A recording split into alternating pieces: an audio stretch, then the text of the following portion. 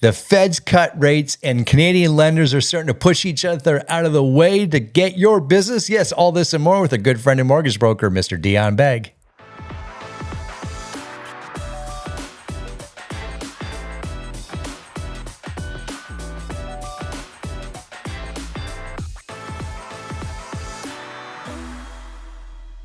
Here we are, my friends, with our favorite mortgage broker in all of the land, Mr. Dion Beg. How you doing, my man?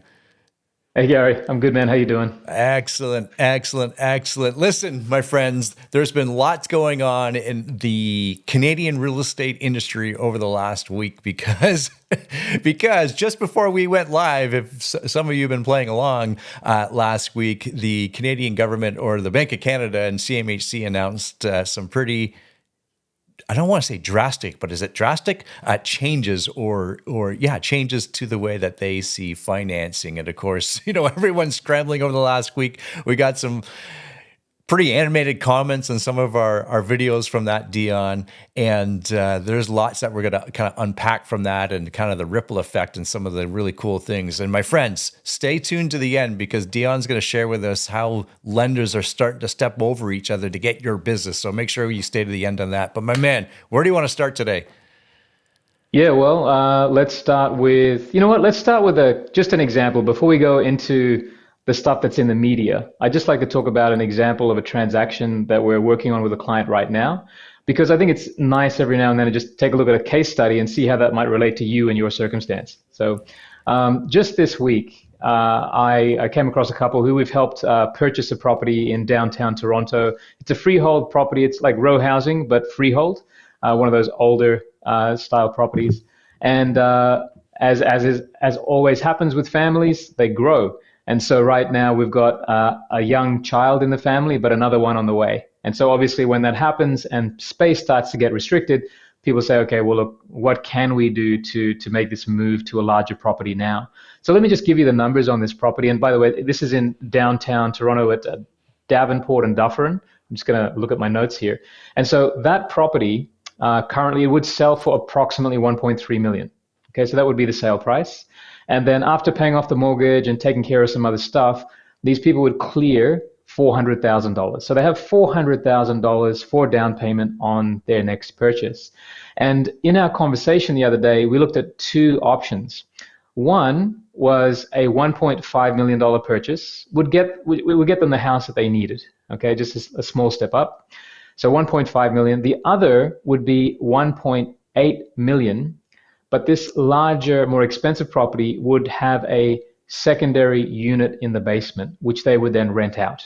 Okay, so let's look at the numbers. Firstly, with a cheaper $1.5 million purchase. Okay, with 400 down, a $1.1 million mortgage, that monthly payment would be approximately $5,775, $57.75 per month. So that was effectively option one. And they knew that that was manageable for them. They could make that work. Then they looked at option two, the more expensive property. And so the purchase price was not 1.5, but 1.8. So that's $300,000 more expensive. But this second property, let me go back to the numbers. 1.8 million, $400,000 down, same down payment. But the mortgage previously would have been 1.1. This year it would be 1.4 million. Okay.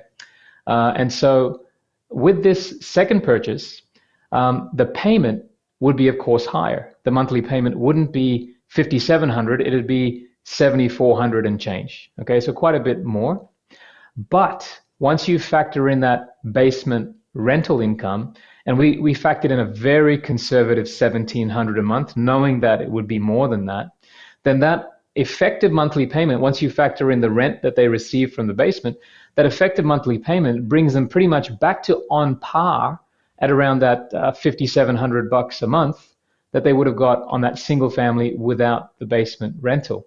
Okay, so it's interesting, and I know this, and we come across these examples all the time. But the more expensive purchase price leads to an equal monthly payment, or sometimes a lower monthly payment, if you take that rental income into the numbers here. And the interesting thing, Gary, is we project out sort of 10 years, 20 years, and we say, okay, well, given these two options, where the monthly cost is the same. Where will your net worth be in 10 or 20 years in option one versus option two? And in option two, you're hundreds of thousands of dollars wealthier for having chosen a larger asset, which will compound in that market. And it's a matter of a factor of size, right? You've got more exposure to the real estate market, and therefore, all going well, this larger property, more expensive property will compound and result in, depending on the time frame, hundreds of thousands or $1 million plus in extra net worth years from now. So with these numbers in mind, they're pursuing that second option, as you could probably appreciate. Yeah, I can. And Yeah. you know what's interesting is we've talked about this too in the past is, we've both have helped, first time home buyers or you're a step up buyer, just in this case, make that move. And often we're looking at that mortgage helper because of course, typically the areas that I would transact in and maybe like you were that Toronto or that GTA area, or perhaps in Vancouver, that type of thing. But this works everywhere, right? Not just in the high priced cities of Toronto and Vancouver. This will work everywhere. Imagine being in the same situation, Dion, and maybe you're in a Calgary market or an Edmonton market where those prices are somewhat lower than where they are in Toronto and in the GTA in Vancouver. And maybe you're Yep. getting 30, 40, 50%, or even more of your mortgage covered every month, right? Yeah, that has happened. We've seen that over the years. Less so now, given how expensive the mortgage payments are if you're taking on these larger mortgages. But yes, we've seen clients. And actually, in an extreme case, I saw a client choose to move into the basement and rent out the upstairs, the main floor, and be fully covered, right? So cost of living in that scenario ended up being nothing for that person because they were single and they didn't need the larger part of the property, and they just said, you know what, while I'm single and young and willing to live in a basement, I'll do that, right? I also want to mention something, Gary, where, and I've seen this amongst some of my clients as well, where they did start with that upstairs, downstairs, and renting the basement. But as their kids got older and into their 20s, a couple of things happened. The owners, the parents in this scenario, their income increased, so they were able to handle a slightly higher mortgage payment. Also, they might have refinanced and got rid of some other debt, and they vacated the basement so that their adult child could then live in the basement. And I mention this in particular because I've only seen it a couple of times, but I feel like this may be a way in which people can actually house their family, understanding how difficult, pricing is and the ability to qualify is. And I know that this kind of leads into that comment that I know we were discussing beforehand, which is sort of expressing the frustration at the changes that CMHC, the government, have put forward. I can't read that, Gary, so go ahead and just tell us what Yeah. this commenter said. This is from our most recent video that we posted last Monday, and Falgun Patel is really asking how many Canadians can afford a $1.5 million mortgage. And this, your example of that we just walked through, helped explain some of that. And I think also, part of this conversation is, you're right, and they are right. There's not a lot of Canadians that can afford that type of mortgage. However, we're kind of talking about two specific markets, in this case, Vancouver, Toronto, and Yes. using the strategy that you just demonstrated. This will work. This will work right across Canada, and in fact, and you talked about homeowners, perhaps we'll call it. I don't want to use the word graduating, moving away from that 2-unit style home or buying a home that has the capability of 2 units. I can think of our own situation. We bought a new home this summer with a rather large walkout basement, and part of our future dream is being able to convert some of that into apartment where my son, who's going to be living with us indefinitely because of his needs, we can Mm-hmm. make apartment right into this There home you go. based on what Yep. we just kind of talked about, knowing that, hey, every family has different dynamics, every family has different needs, and being able to use what you have available is really, really important, and be able to, foresee what you're going to need and buying the right type of home or in the right area, that type of thing, right? Yeah, and I think what you're talking about there is planning to house your children for beyond age 18 or beyond age 25 in many cases, right? And that sounds novel in North America, but it is not uncommon in probably 80% of the other countries that are outside of North America, right? Or regular standard Western civilization. I went to Italy a couple of years ago, and I'm looking at these tiny little apartments, and our tour guide would say, "Yeah, there's three generations living in that apartment," and it shocked me because of my background, right? How in regards to housing and things. But no, it's very common. It's very common in European countries, Asian countries, for people to live in a relatively small space as well, and live for up until age of marriage, which, as we've discussed, can be a little bit later now for many people into their 30s. Yeah. Um, but yeah, look, to answer that question as well, and understanding the frustration, which is the underlying question is, that's great. The government's made amortizations 30 years and the ability to put less than 20% down all the way up to 1.5 million. Okay, that's great. But how the hell can we qualify for this thing, right? And I understand that. I understand that frustration. But let's talk about sort of big picture. What are the options right now that the government has been toying with before they reach this decision, right? So one option, Gary, was, and this is widely leaked, it's probably one of the worst kept secrets, the idea of imposing some kind of a tax on principal residences, Mm. right? And so this was one option, which when the public became aware of it, there was a huge uproar, right? Because people didn't want to effectively give the wealth from their home in the form of tax, which supposedly in turn would help the younger generation buy. So that was one option. Okay. The other option is just figuring out a way to reduce the values of home, to bring down the values of home to meet current wage levels. Okay. And again, if you talk to a 65-year-old about the betterment of the future of younger people than them, and the solution to that being dropping the value of your $2 million home in some way over time to 1.5 million, I can tell you not many 65-year-olds are going to be happy with that idea. Okay. Yeah. And so is the solution that they've put forward the right solution? Probably not. Okay. But having looked at the other options available to them and seeing the public outlash at that, then this is the best that they could do, especially going into a year in which we're likely going to have an election, right? So let's call this what it is. It is a campaign play in the midst of some turmoil in the Canadian governments. But yeah, the sad truth is it's made it easier for people who are already wealthy or from families who are already planning to help their children. That's what this change has made. It just made it easier for that demographic in society to grow their wealth, which again is part of the frustration for many people because it used to be a level playing field and that everybody could make it, but this isn't assisting with that issue really. Yeah. Yeah. Okay. Let's move on because there's been things happening perhaps south of the border that maybe we should talk about the Fed cuts and or the Fed cuts, the Fed rate cut. Yes, maybe correct. Anyway, so lead us into there. I can share my screen here in just a second here, and we'll Yeah, talk about sure. what's going on.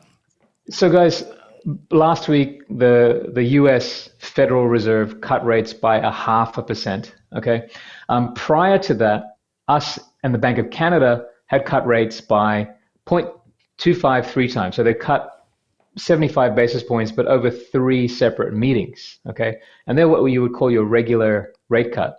But the Fed, as you can see in this picture here, the Fed did what they would refer to as a jumbo rate cut, which was a full 0.5%. That's a 50 basis point drop in one meeting. And so a couple of things around that. So why did they do that? Why did they do that in the United States? And it's because of much weaker job growth and inflation coming down or very close to their target of 2%. So with that in mind, the governor of the Fed down there said, okay, we can cut the rate by 0.5%. So that's a jumbo rate drop. Now, what this image is sort of suggesting is, okay, because Big Brother, the United States, has been able to do this, it now allows Canada to potentially do the same, meaning that, at our next meeting in October, end of October, there's the potential that they could go ahead and match that, right? I will also tell you that there's probably a big sense of relief in the government, in the Bank of Canada, because we had moved 0.75% before the Fed did anything. And when that happens, there's always a little bit of a concern as to how that will impact, in particular, international trade. So, put simply, guys, when we increase interest rates, sorry, when we drop interest rates before the United States, the Canadian dollar drops in value.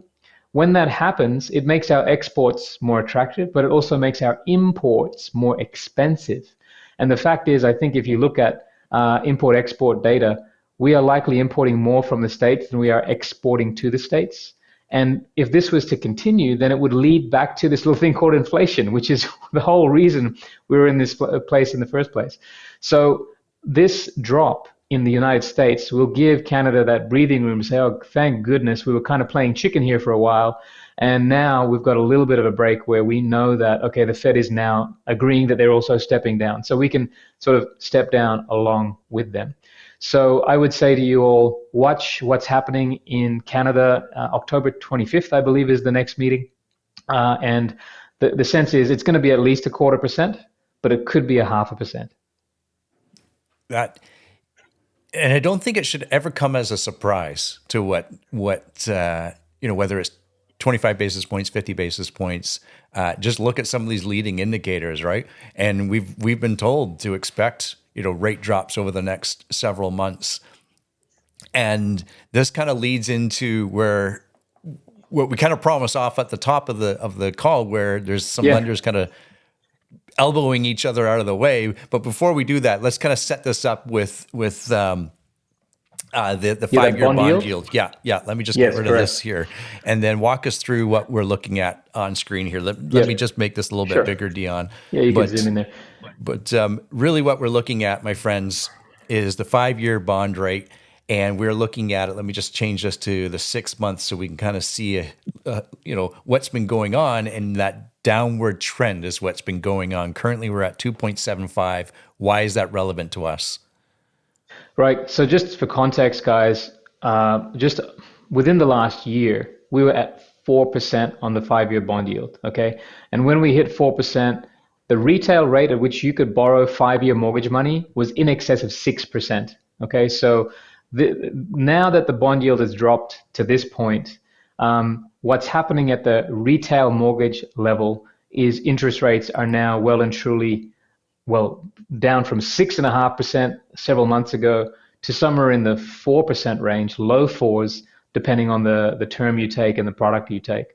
So, long story short, a drop in the bond yield is a drop in particular, fixed interest rates.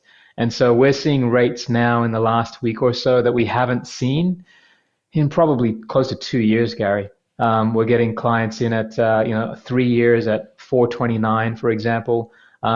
Whereas just a couple of months ago, a 3-year rate was definitely at the 5.5% plus rate. So the movements that are happening in globally and locally are impacting this 5-year bond yield, which are in turn impacting fixed interest rates. And with that said, Dion, so we're seeing some rate reductions in that scope.